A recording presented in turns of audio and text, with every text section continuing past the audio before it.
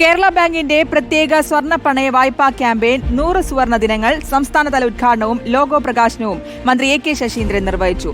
കല്ലായി റോഡിലെ ഹോട്ടൽ വുഡീസ് ഹാളിൽ നടന്ന ചടങ്ങിൽ bank vice president M K Kannan അധ്യക്ഷനായി.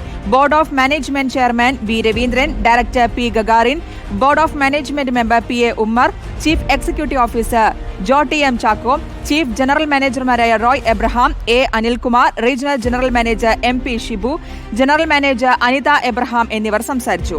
ഡയറക്ടർ ഇ രമേശ് ബാബു സ്വാഗതവും general manager doctor R Sivakumar നന്ദിയും പറഞ്ഞു.